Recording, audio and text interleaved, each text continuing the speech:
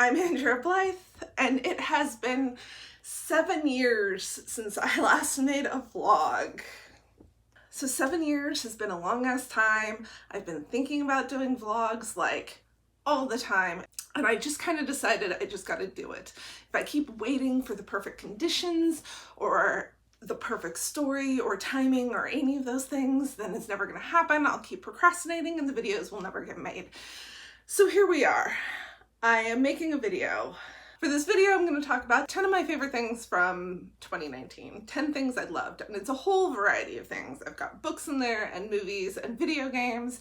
I've got podcasts, some travel that I've done, and some of my writing experiences that happened throughout the year. I put them all in a hat, and I'm going to draw each of the 10 things one by one from the hat. Let's see what we're going to talk about first. Oh, yay! I'm going to talk about one of my favorite books, and it's hard for me to choose just like one book from a year or even 10 books from a year. I did do a blog post on 10 things I love from last year, and I'll link to that in the description. That's what that's called. But the one book that I love so much that I finished it and I clutched it to my chest at the end and didn't want to let it go and just kind of sat in the experience of that book is The Rust Maidens by Gwendolyn Christ. So basically the story is set in the 1980s in Cleveland, Ohio. The city is kind of decaying because the industry is going away. There's not much business going on. In the midst of this, you have Phoebe and her best friend Jacqueline, and they've just graduated high school, and they're trying to come to terms with their futures, trying to find a way out, a way to kind of escape the decay of the city, the nothingness of the future that they see for themselves if they stay in the city. But then something weird starts happening. Girls in the community about their same age start developing weird symptoms.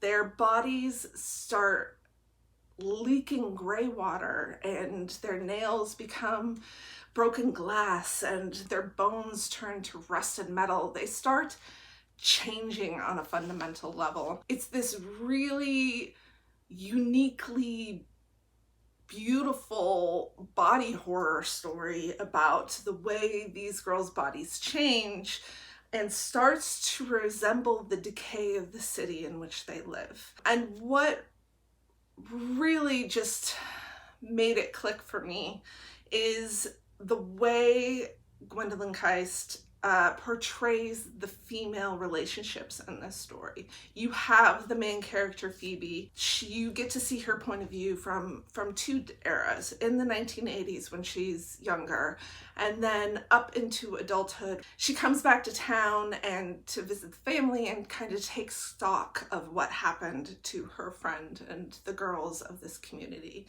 And the way those relationships play out in the midst of this potential horror, and the way that body horror becomes, it's terrifying, but at the same time there's kind of this odd beauty and empowerment to it, and it's just phenomenal from beginning to end. Highly recommended. Next up, let's see what we got. Oh, I got two. This one. Okay, this is the movie of the year for me. It is called Personal Shopper. And it is a weird movie. This is not something that everybody is gonna like, this movie. Basically, it stars Kristen Stewart, who is working as a personal shopper in France while she is there trying to take stock of her brother's death. She and her brother were mediums, so she's gone to the house where her brother was living when he died. She's trying to connect with him.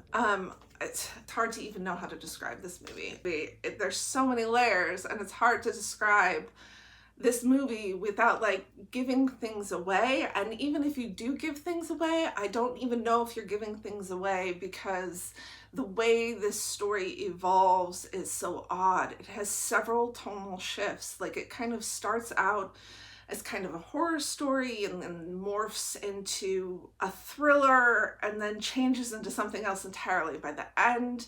But really throughout of it, what it is this very intimate exploration of grief and the lengths that'll drive you to. God, okay, so this movie, I mean, it's amazing and it's odd. I finished watching this movie and was borderline fascinated and confused. In fact, when I got to the end of watching this movie the first time, I wasn't even sure I liked it. I was like, what just happened? What was this experience that I just went through? And for some people, I could understand that would be incredibly frustrating. So it's like a favorite movie from last year, but it's also really odd. So I don't know that I can like fully recommend it because I don't know like if it's gonna work for everybody. Yeah, I mean, personal shopper, it's a thing. Let's move on. Okay, number 3 is going to be a video game. I've been playing a lot more video games in 2019.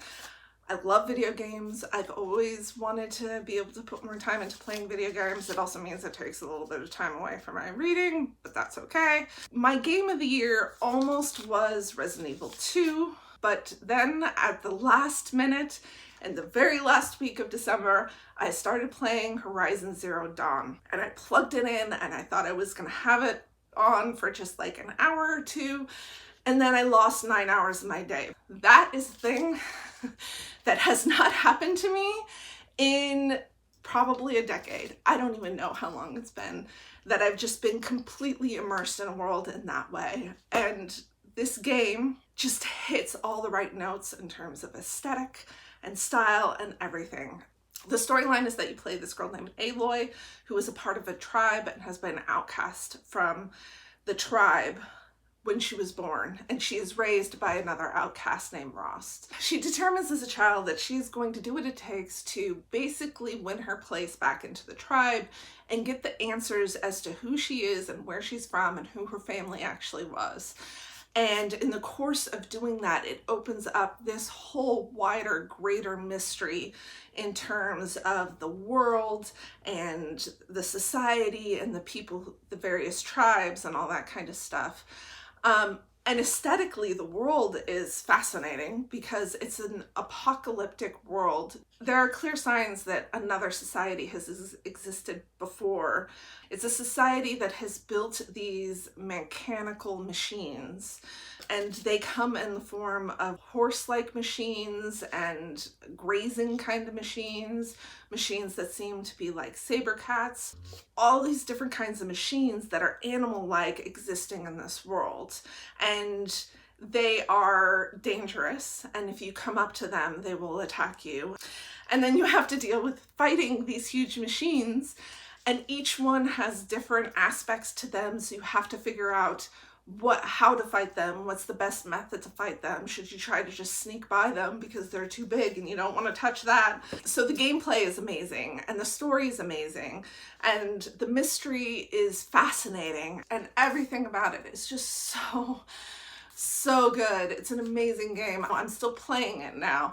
I'm absolutely loving every second. Okay, number 4 is going to be Switchblade Sisters.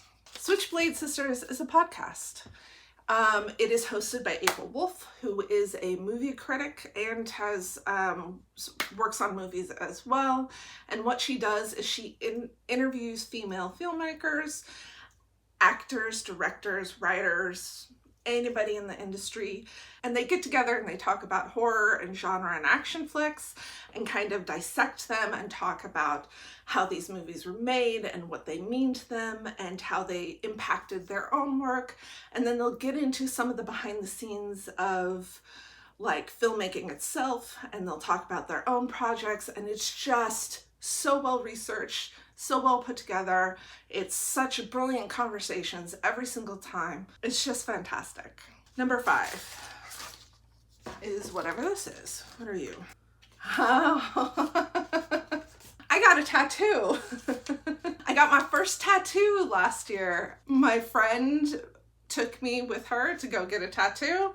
I've been thinking about a tattoo for a long time. I've been wanting to get one. I finally decided on something small and easy, which is this. It's an ampersand, which is my favorite typography symbol and is also tied to my identity as a writer. Yeah, I mean, it was painful for sure, but it wasn't too bad. It was doable. And now I'm just like, every time I run into somebody I know, and sometimes even people I don't know, a part of me just wants to go like, look, it's a tattoo. I have a tattoo on my skin. It's a thing. And that's it. That's all I want to say about that. I got a tattoo. Now I've shouted out to all of you as well. Okay, what are we at? Number 6? I think we're at number 6. Okay, I talked about my favorite book already. Now I want to talk about my favorite poetry book. I separate out like novels and fiction and nonfiction books and poetry because I want to make sure poetry gets like the praise it deserves. This is another one that I did like my 10 favorite poetry books of the year post, and I'll link to that in the description as well. This is even harder than like picking my favorite novel. There were just so many good poetry books that I read in 2019, but I'm picking this book because it just hit the notes that I needed in terms of poetry when I read it. And that book is Mary Shelley Makes a Monster by Octavia Cade. So Mary Shelley Makes a Monster is basically about just what the title says. Mary Shelley crafts a monster, not out of flesh and bone like in the book Frankenstein, but out of her own broken dreams and hearts and her own wants and pain, and out of paper and ink and all these different things. And when she dies, this monster exists on after her. And this monster goes seeking out other female writers throughout the decades, trying to find some replacement for this mother that it lost. And so it's just, you get this amazing look at the monster itself and that sense of longing for acceptance, for a feeling of wholeness, for wanting to feel complete and accepted by another person. But at the same time, you also get these amazing looks at these writers who, like Virginia Woolf and, oh God, I'm not going to remember any of them. My mind is blanking. Virginia Woolf is just one. Octavia Butler and so many other amazing writers. These historical figures just kind of come alive in these poems in a really unique way as they interact with this monster and how they perceive the monster and monstrousness. And it is just so good. Number 7. We're getting down to the end. Alaska. Both my parents were born and raised in Alaska. I lived in Alaska until I was in 2nd grade, in Anchorage to be more specific, and my brother and sister were born in Alaska. I have another brother and sister who were born in California. But anyways, we're a big old family, and we've got that connection to Alaska, and we still have family living up in Alaska. So this summer, this trip came together that was kind of astounding. Basically, it was like 21 people. So it was my immediate family, brothers, sisters, my sister's kids, my sister and her husband and his side of the family as well. And we all went up to Alaska to visit our extended family up in Alaska. So like 21 people. Oh, and on top of this, our cousin who was living in Southern California, who we had never met before, came up to the trip as well for the first time. So you had this huge group of people to coordinate together and organize, and there were definitely some points where personalities clashed. Not gonna lie, it happens when you have that big of a group of people. However, it was still such an amazing trip because we got to do, I've been up to Alaska a lot of times. I used to go up every summer after we moved down to California to go visit my grandmother, and I've been up many times as an adult as well, but we've always kind of done the same thing over and over and over again.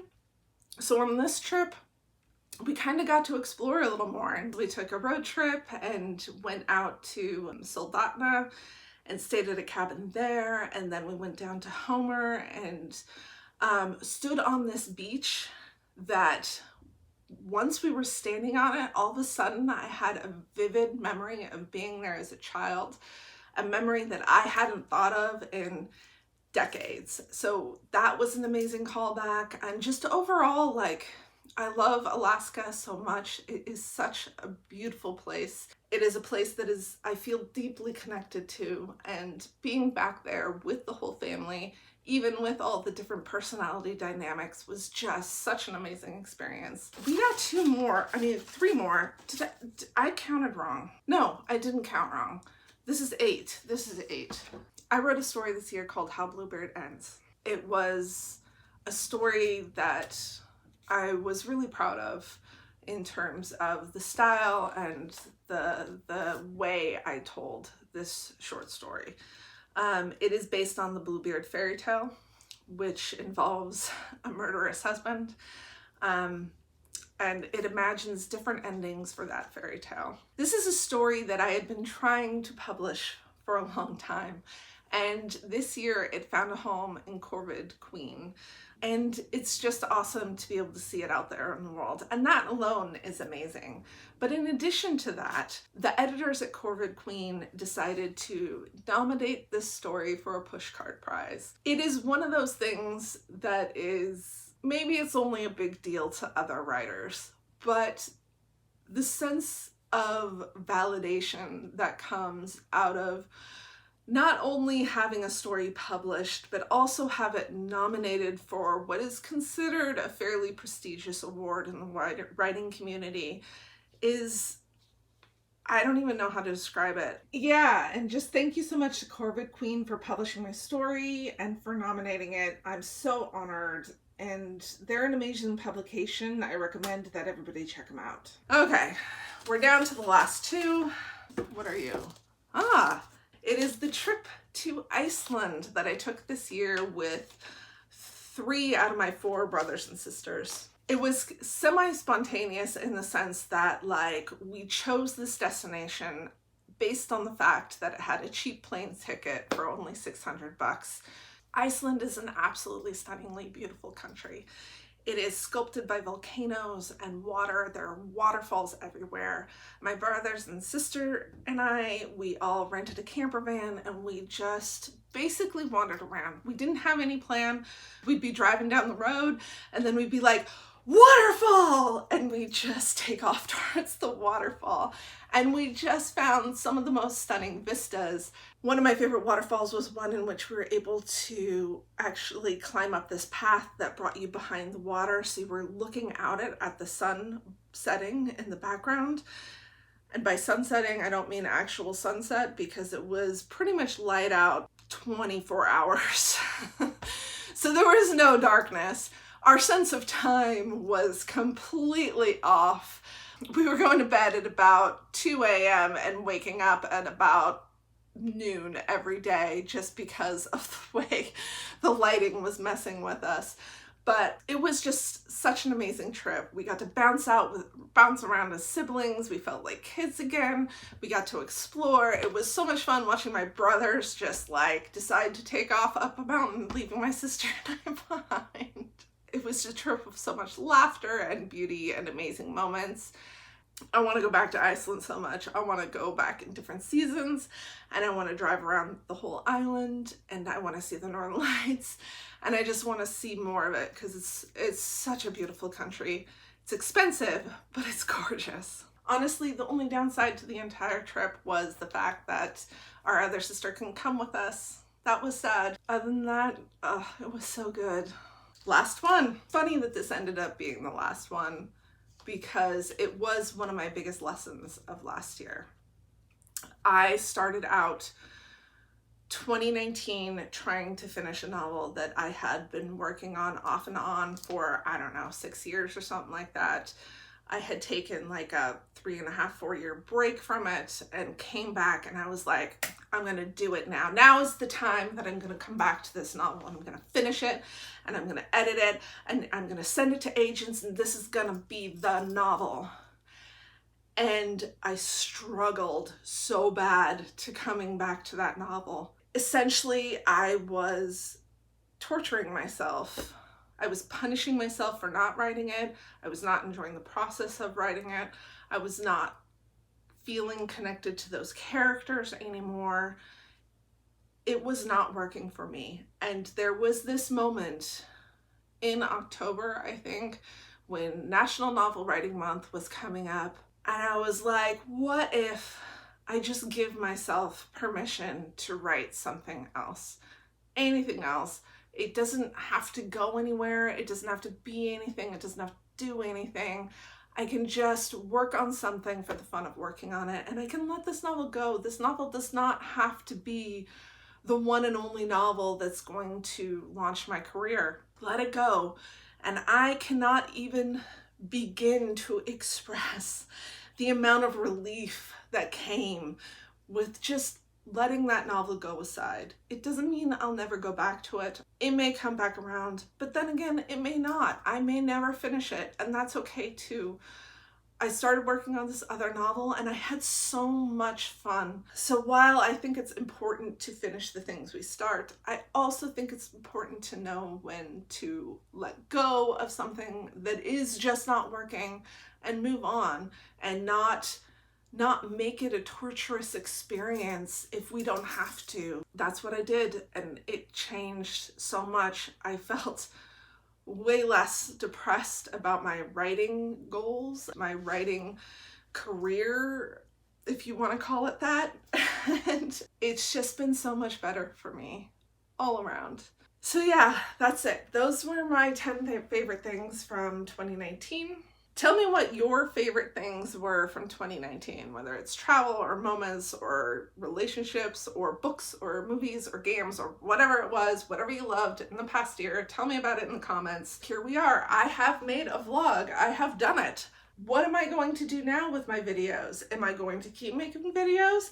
I think so. I would like to kind of get back into this channel and talk about books and the writing process and storytelling in general. And I don't know, I got ideas. I just need the time and energy and will to make them happen. So there will be a future on this channel. Maybe, kind of, sort of, I think so. Anyways, thank you very much for watching. If you made it this far, I'm very impressed. I appreciate your time and listening to me ramble on about all this stuff.